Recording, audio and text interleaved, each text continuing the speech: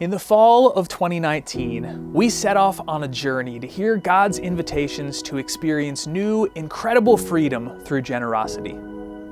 From the beginning, Wide Open has been first and foremost about discipleship, an initiative inviting us to discover and be transformed by God's loving generosity towards us.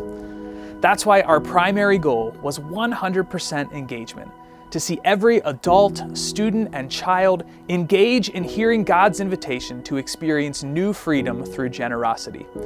And so we engaged, and we grappled some more, and we committed to offer God our wholehearted yes.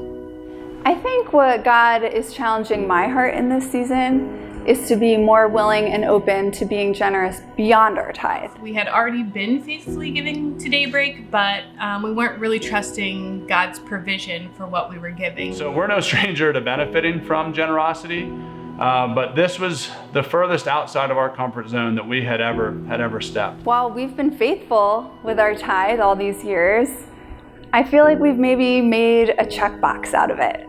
We weren't necessarily giving out of abundance, but it didn't feel like a sacrifice either. And so the initiative really caused us to think about what we were giving and why, but also what we weren't giving and why. We've learned a lot about ourselves. We've benefited a lot, not just from the provisions, but from the deepness and the richness of the relationships, new and old, especially during this pandemic.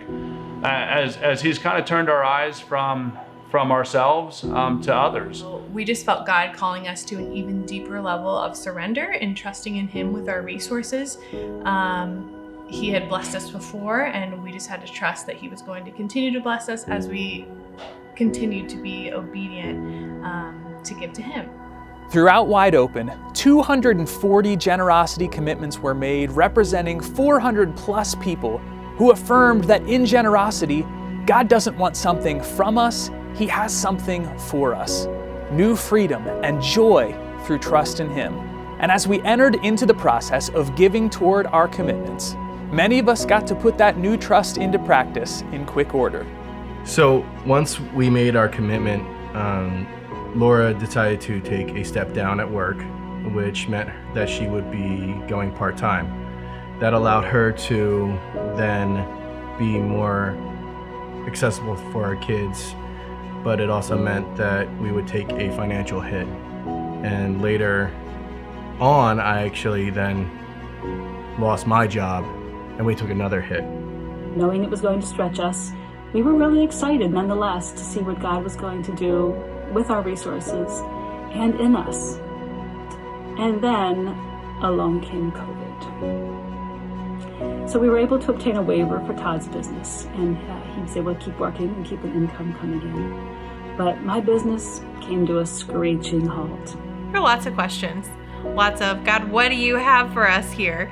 We have been challenged to be more consistent with our giving, and now we're facing all of these inconsistencies. So about a month into the season, we knew that we had to make some tough decisions.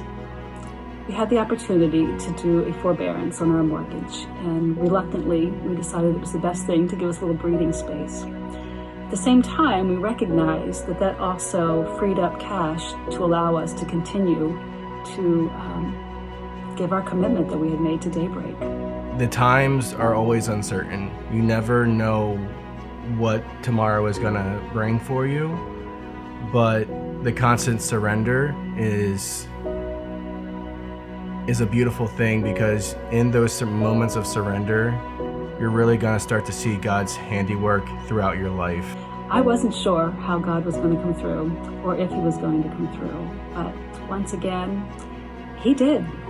As our church family exhibited new surrender and trust in God, that helped us accomplish our secondary goal of resourcing both our mission and vision, both of which point to helping people discover and deepen a life-changing relationship with Jesus, like the Miller family has. So in February of 2021, we began attending the Orsbridge Road campus and feel very blessed to now consider this our church home. Yeah, one of the coolest things that we got to experience was the Easter walking trail. This was an amazing experience for all of our family to participate in on Good Friday. It was so beautiful and moving. What a blessing. It's our two older children, Gavin and Nora, felt called to become baptized after experiencing this walk. God really spoke to their hearts on this day in a big way. They followed up with a big decision in their relationship with God by publicly declaring their profession of faith that they believe that Jesus died for their sins and is their Savior through baptism. There are so many ways that our mission was carried out because of your generosity. During the pandemic, we were able to invest in equipment that made our fledgling live stream more engaging. We were able to donate over 1,200 pounds of personal care items to New Hope to bless our community. We were also able to bless many hometown heroes, community members who worked on the front lines during the height of the pandemic. Beyond the pandemic, we were able to hire additional staff that have enabled us to better disciple, equip, and support our church family and staff. Through your engagement in our 2020 Great Commission Challenge and 2021 GC5K, we donated over $80,000 to the Great Commission Fund of the Alliance, supporting life-changing missions work around the world. In addition to funding the mission, we were also able to accomplish our strategic vision initiatives, renovating our church family homes.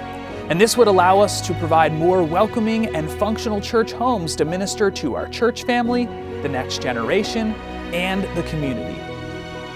These projects were a journey, but welcoming lobbies, updated kid and student environments, and refreshed multi-purpose indoor space have laid the groundwork for us to accomplish our mission for years to come.